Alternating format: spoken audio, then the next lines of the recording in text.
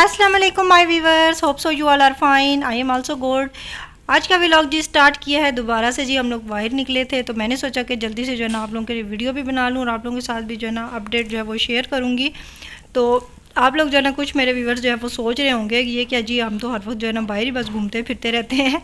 तो ऐसा जी बिल्कुल भी नहीं है, लेकिन क्या करें जी, जब काम हो तो फिर बाहर तो निकलना पड़ता ही है। तो अच्छा जी, खैर यहाँ पे बात कर लेते हैं। आज हम लोग आए थे जी दोबारा से आप लोगों को सिटी सेंटर दोबारा से हम लोग आए थे विज़िट करने के लिए, क्योंकि आपको पता है ये हमारे घर के बहुत ज़्यादा करीब और इसके अंदर हमारी जो फैसिलिटीज़ है ना हमें बहुत ज़्यादा यहाँ पर मिलती हैं। तो हम लोग इसी को प्रेफर करते हैं, जब भी हमें कोई भी काम होता है तो हम लोग यहाँ से आगे जल्दी से जो है अपना काम वगैरह जो है वो कर लेते हैं। अच्छा, यहाँ पर मेरे हस्बैंड के एक दो काम थे, उन्होंने यहाँ पर करने थे अपने काम, तो उन्होंने यहाँ पर किए अपने काम। उसके बाद जी उन्होंने करनी थी अपने लिए शॉपिंग, तो वो हमें भी अपने साथ लेकर आए थे कि चलें जी, अकेले जो है ना वो शॉपिंग करने का मज़ा नहीं आता जो अपनी फैमिली के साथ मज़ा आता है। तो खैर जी, हम लोग अभी आए थे यहाँ पर मैक्स में, अभी हम लोग जा रहे हैं मैक्स में, हम लोग करेंगे शॉपिंग। हस्बैंड ने जो कुछ शॉपिंग की थी वो इंशाल्लाह नेक्स्ट व्लॉग में आप लोगों के साथ ज़रूर शेयर करूँगी। लेकिन अभी जो है ना फ़िलहाल आज की वीडियो में मैं आप लोगों के साथ बहुत कुछ शेयर भी करने वाली हूँ और मैक्स की भी शॉपिंग जो है वो भी आप लोगों के साथ शेयर करूँगी कि यहाँ पर जो है ना क्या ऑफ़ लगा हुआ है, कितना डिस्काउंट मिल रहा है, कितनी कितनी कितनी चीज़ों पे जो है वो ऑफ़र भी लगी हुई है। बहुत अच्छा डिस्काउंट है, बहुत ही ज़्यादा इनकी अच्छी चीज़ें होती हैं। जब मैं पाकिस्तान में थी ना तब भी जो है ना यकीन करें कि मैं अपने बच्चों की यहीं से शॉपिंग जो है ना करवाती होती थी अपने हस्बैंड से बोल के कि जब भी कोई आए जाए तो मैक्स की जो है ना मेरे बच्चों के लिए कपड़े वगैरह जो है ना आपने भेजने हैं, क्योंकि ये जो कपड़े हैं ना इनके कपड़ा छोटे हो जाएंगे आपके बच्चों को कपड़े, लेकिन ये है कि मैं गारंटी से कहती हूँ कि इनके कपड़े जो है वो ख़राब नहीं होते। इनके ऊपर जो ग्लिटर्स वगैरह लगे होते हैं बिल्कुल भी नहीं हिलते और ना ख़राब होते हैं। 3-3 4-4 साल जो है मेरे बच्चे अगर पहनते हैं ना तो वो कपड़े उनको छोटे हो जाते हैं, लेकिन यह है कि उनके कपड़े बिल्कुल वैसे के वैसे ही रहते हैं। और प्राइसेस भी इनकी बहुत ज़्यादा रीज़नेबल होती हैं। यहाँ पर मैं बच्चों के लिए कुछ देख रही थी, लेकिन क्योंकि आप लोगों को पता है कि मैंने लास्ट व्लॉग्स में आप लोगों के साथ शेयर किया था कि दुबई की जो चीपेस्ट मार्केट है वहाँ से भी मैंने बहुत सारी शॉपिंग जो है बच्चों की हुई थी और ऑलरेडी जो रिसेंटली जो है पाकिस्तान से मूव किया है, तो वो सारी भी शॉपिंग जो है पाकिस्तान से भी हम लोग करके आए हैं। तो मुझे अभी इतनी ज़्यादा ज़रूरत नहीं थी, लेकिन हस्बैंड के उनको ज़रूरत थी, उन्होंने बहुत कुछ अपने लिए लेना था। उनके तकरीबन कपड़े जो है ना सारे बहुत ज़्यादा पुराने हो चुके थे, काफ़ी टाइम से उन्होंने शॉपिंग नहीं की थी। तो ये सारी चीज़ों को वीडियो बनाने का मकसद जो है ना आप सबके साथ शेयर करना था। तो आप लोग भी इंजॉय करें मेरी साथ साथ जो है ना शॉपिंग, विंडो शॉपिंग कह लें आप इसे। मेरी तो विंडो ही शॉपिंग थी क्योंकि मैंने अपने लिए तो कुछ भी नहीं आज लिया था, लेकिन यह है कि आप लोगों के साथ जो है ना बहुत कुछ शेयर किया है। तो आई होप कि आप लोगों को बहुत कुछ जो है ना पसंद आने वाला है। तो वीडियो को बिल्कुल भी स्किप नहीं करना, वीडियो को देखते चले जाइए। और साथ में जी आज के टॉपिक पर भी जी बात कर लेते हैं। आज का टॉपिक जो है बहुत ज़्यादा इन्फॉर्मेटिव है, आप सब के लिए लेकर आई हूँ। बहुत ज़्यादा मैंने इस पर रिसर्च भी किया है, जितनी देखें मुझे इन्फॉर्मेशन है वो सारी मैं आपके साथ शेयर करूँगी। ये नहीं है कि मैं एक प्रॉपर जो है ना एक परफेक्ट जो है वो कोई एजेंट हूँ या कोई इस तरह की मुझे सारी इन्फॉर्मेशन है, लेकिन जो कुछ मुझे इन्फॉर्मेशन है, मैंने पाकिस्तान से दुबई मूव किया है तो मुझे जितनी इन्फॉर्मेशन है वो सारी मैं आप लोगों के साथ जो है ना अपना एक्सपीरियंस जो है वो भी शेयर करूँगी। तो चलें जी टॉपिक की बात कर लेते हैं। टॉपिक है जी मेरा आज का वीज़ा के मुतालिक है। दुबई का वीज़ा जो है ना किस तरह से लिया जा सकता है। दुबई का वीज़ा लेना कोई इतना ज़्यादा मुश्किल काम नहीं है, इतना ज़्यादा टफ़ नहीं है। इसके लिए आपका मेडिकल सही होना चाहिए, आपका फ़िज़िकली जो है ना आप बिल्कुल जो है ना परफेक्ट होना आपका ज़रूरी है। अच्छा, तो उसके लिए सबसे पहला जो प्रोसेस होता है वो एप्लीकेशन प्रोसेस होता है। आपको ज़ाहिर बात है आपको किसी को एप्लीकेशन देनी पड़ेगी कि हमने जी दुबई का वीज़ा लेना है। आपको उसके लिए प्रॉपर जो है बंदा चाहिए होगा जो कि या तो यहाँ पर अगर कोई आपका अपना है जो कि आपको वीज़ा स्पॉन्सर करता है, जैसे कि मैं थी, मेरे हस्बैंड थे, हस्बैंड ने मुझे स्पॉन्सर किया, मैं अपने हस्बैंड के स्पॉन्सर वीज़े पर आई हूँ। वीज़ाज़ की बहुत सारी इकसाम है। कुछ लेबर वीज़ा लेते हैं, कुछ लोगों का फैमिली वीज़ा होता है, कुछ लोगों का होता है जो सिंगल जो आते हैं यहाँ पर अपनी जॉब करते हैं, वो लोग अपना बिज़नेस स्टार्ट करते हैं। बहुत सी वीज़ा की यहाँ पर किस्में हैं जी। आपको जिस तरह का वीज़ा चाहिए होगा उस तरह का वीज़ा आपको मिल जाएगा। उसकी अलग से सारे डॉक्यूमेंट्स उसके लिए, उसके बाद जो होता है ना एप्लीकेशन करने के बाद आपको उसके बाद उसके रिक्वायर्ड डॉक्यूमेंट्स आपको चाहिए होते हैं। आपको हर वीज़े के अपने अपने डॉक्यूमेंट्स होते हैं। जिस तरह अब फैमिली का वीज़ा है, मैं एक फैमिली का वीज़ा जो है लेकर आई हूँ, तो मेरे डॉक्यूमेंट्स में मैरिज सर्टिफिकेट भी लगा है। पासपोर्ट तो होता ही होता है, पासपोर्ट के अलावा जी और भी जितने डॉक्यूमेंट्स चाहिए होते हैं, आईडी आपकी चाहिए होती है। इसके अलावा आपके मेरा जिस तरह मैरिज सर्टिफिकेट है, और वो मैरिज सर्टिफिकेट जो था मेरा वो मैंने एम्बेसी से जो है वो टेस्ट करवाया, उसके बाद जो है यहाँ पर उसको एक्सेप्ट किया गया।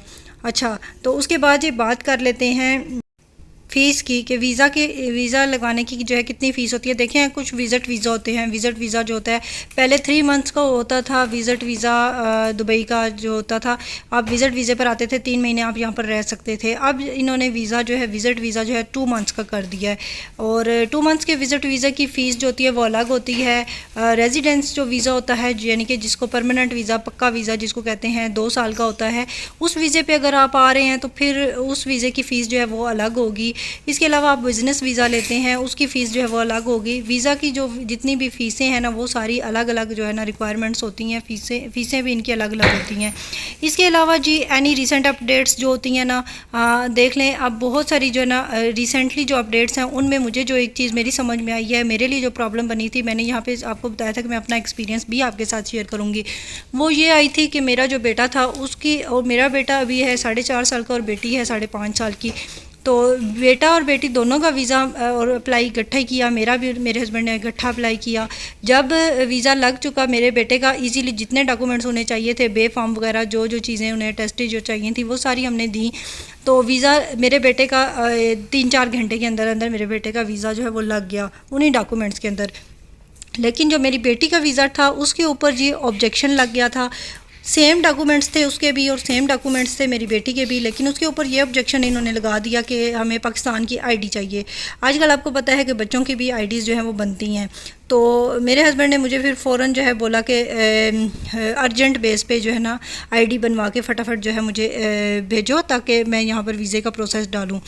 तो फिर उसके बाद जो है ना मैंने फ़ौरन जो है वहाँ पे पाकिस्तान में नादरा के ऑफ़िस गई और जल्दी से जो है ना ये सारा प्रोसेस किया और अर्जेंट बेस पे मुझे 3 दिन के अंदर जो है वो आईडी जो है मिल गई थी।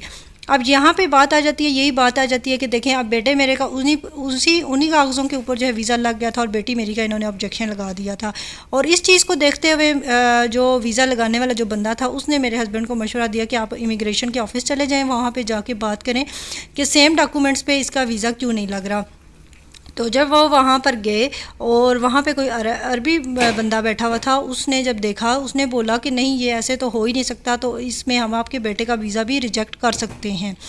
तो फिर जो है यहाँ पर बात आकर जो है ख़त्म नहीं हुई। फिर उसके बाद जी मेरे हस्बैंड ने वहाँ से अपने सारे डॉक्यूमेंट्स उठाए, बेटे का जो वीज़ा लगा हुआ था वो भी वहाँ से उठाया और वापस जो है ना एम्बेसी में आए, जिस बंदे से वो वीज़ा ले रहे थे हमारे, तो उसके साथ डिस्कस किया। तो खैर बेटे का वीज़ा तो रिजेक्ट नहीं हुआ, लेकिन यह है कि फिर मेरी बेटी का जो है ना आईडी हमें बनवानी पड़ी और साथ में फिर मैंने बेटे की भी आईडी बनवा ली। क्योंकि अगर इन्होंने अगर बात यहाँ पर अगर उठाई थी कि आईडी अब मस्ट है, तो हो सकता है कि इन फ्यूचर में मुझे फिर मेरे बेटे के लिए किसी भी, मेरे बच्चे के एडमिशन के लिए किसी भी चीज़ में मुझे जो है ना ज़रूरत पड़ सकती है आईडी।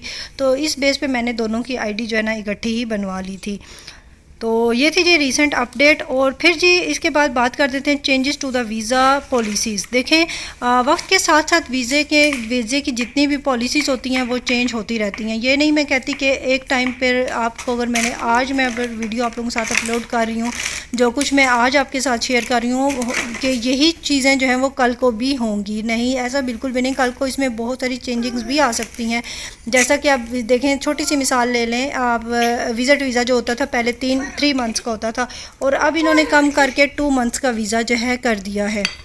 इसी तरह जी वक्त के साथ साथ जो है ना वीज़े के अंदर जो है ना ये लोग चेंजिंग्स जो है वो करते रहते हैं और वक्त के साथ साथ बहुत सारी चीज़ें जो वो चेंज भी हो जाती हैं। इनके डॉक्यूमेंट्स भी चेंज कर सकते हैं ये लोग, कुछ रिक्वायरमेंट्स कुछ ज़्यादा कर सकते हैं, कुछ रिक्वायरमेंट्स जो हैं वो कम कर सकते हैं। फॉर एग्ज़ाम्पल जैसे कोरोना के दिनों में जो है ना वो लोग लेते थे कोरोना की वैक्सीनेशन कार्ड जो होता था, वह आपने कोरोना का टेस्ट भी करवाना है, वैक्सीनेशन कार्ड भी आपका होना मस्ट है। एयरपोर्ट पर आपके पास अगर वैक्सीनेशन कार्ड नहीं होगा, कोरोना के अटेस्टेड वो नहीं होंगे आपके पास फॉर्म्स, तो आप ट्रैवल नहीं कर सकते। तो ऐसी बात होती है कि जब जिस तरह से वक्त गुजर रहा होता है, जैसे हालात चल रहे होते हैं, उन हालात के मुताबिक जो है ना चेंजिंग्स होती रहती हैं। इसके अलावा अगर बात कर लें दुबई में जॉब्स की, तो जॉब्स की बात जो है ना मैं ओवरऑल इसी तरह से बात आप सबके साथ करूँगी कि ओवरऑल अब अगर आप किसी कंपनी का वीज़ा लेके आते हैं तो फिर तो वो आपको जॉब देंगे। उन्होंने आपके साथ सारा कुछ जो सारे मामला जो हैं वो तय किए होंगे कि वो आपको जॉब देंगे, आपको रिहाइश देंगे, खाना देंगे, या किस तरह वो आपके साथ वो डील करेंगे, कितनी आपको पे देंगे। अगर आप ख़ुद अपने वीज़े पर आते हैं फिर आपको खाना भी अपना करना है, आपने खाना भी अपने पैसों का खाना है, इसके अलावा आपने रिहाइश भी रखनी है।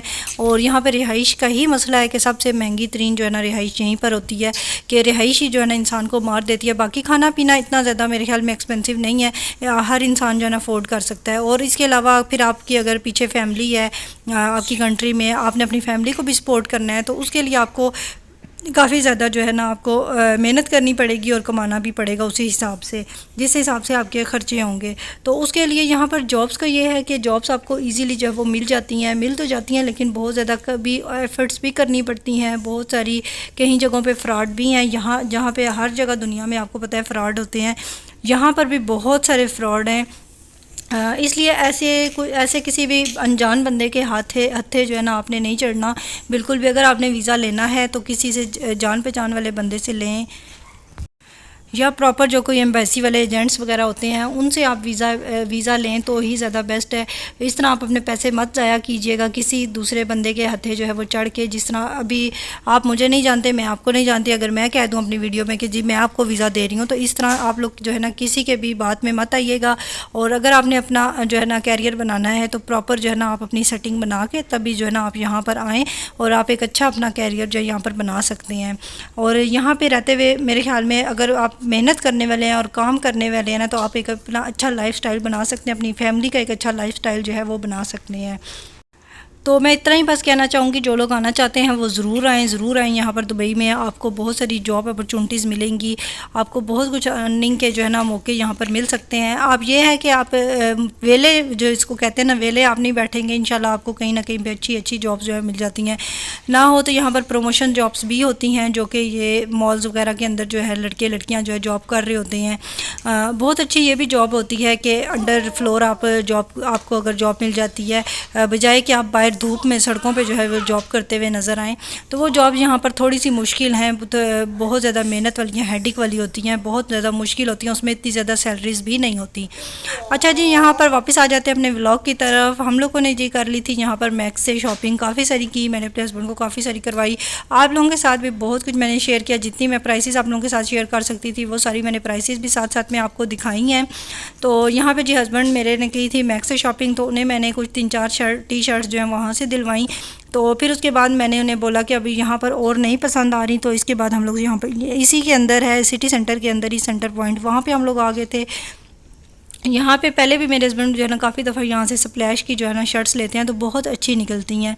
तो इन्होंने यहाँ से स्प्लैश की जो है ना शर्टें वगैरह देखी, तो शर्ट्स वगैरह 1-2 पसंद आई थी और ट्राई भी की उन्होंने, लेकिन जो है ना फिर कुछ उनके एक का साइज़ नहीं मिल रहा था और एक और जो थी उसका वो कलर उन्हें नहीं पसंद आ रहा था। तो बस इसके बाद वो हम लोगों ने नहीं ली यहाँ से। तो फिर घूम फिर आके ना, तो उसके बाद जो है ना हम लोगों ने वापसी का डिसीजन लिया कि क्योंकि यहाँ पर हमारे काम की जो है ना कोई चीज़ नहीं थी। तो ये थोड़ी सी वीडियोस यहाँ पर मैंने आप लोगों के लिए बनाई थी, शूट की थी, ताकि आप लोगों के साथ यहाँ पे सेंटर पॉइंट की भी जो है ना वीडियोस शेयर कर सकूँ। इनकी ज्वेलरी भी, मैक्स वालों की ज्वेलरी भी मैंने आपके साथ शेयर की है, सेंटर पॉइंट वालों की भी ज्वेलरी शेयर की है। माशाल्लाह इतने प्यारे ये रिंग्स थे, और ये फिंगर रिंग्स जो आजकल जिसका ट्रेंड है बहुत ज़्यादा, जो जॉब्स वगैरह जो लड़कियाँ करती हैं उनके लिए। और ये देखें जी, इयरिंग्स का पूरा सेट था, ब्रेसलेट्स थे, यहाँ पर रिंग्स थी, इयरिंग्स थे और नेकलेस थे। बहुत अच्छी जो है ना वैरायटी थी इनके पास। और मैक्स और सेंटर पॉइंट वालों की इनकी ये एक बात है कि इनकी ज्वेलरी जो है ना कभी भी ख़राब नहीं होती।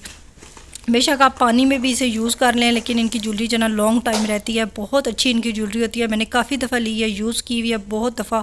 जो है ना इनकी ज्वेलरी मेरा एक्सपीरियंस बहुत अच्छा रहा है। ये नहीं है कि ये यहाँ पर मैं कोई प्रमोशन वीडियो कर रही हूँ, ऐसा बिल्कुल भी नहीं है, ना मुझे यहाँ पर कोई पैसे देने वाला है। तो बस जी, यहाँ पर करती हूँ जी अपने व्लॉग को एंड। आई होप कि आप लोगों को मेरा आज का व्लॉग पसंद आया होगा। मेरी तरफ से अगर आपको कोई भी ज़रा सी भी इन्फॉर्मेशन मिली हो तो मेरे चैनल को ज़रूर सब्सक्राइब करके जाइएगा, वीडियो को लाइक और शेयर ज़रूर कीजिएगा। मिलूंगी जी आप सबसे अपनी नेक्स्ट वीडियो में एक नए व्लॉग के साथ। तब तक अपना बहुत ख्याल रखिएगा, मुझे अपनी दुआ में याद रखिएगा। अल्लाह हाफिज़।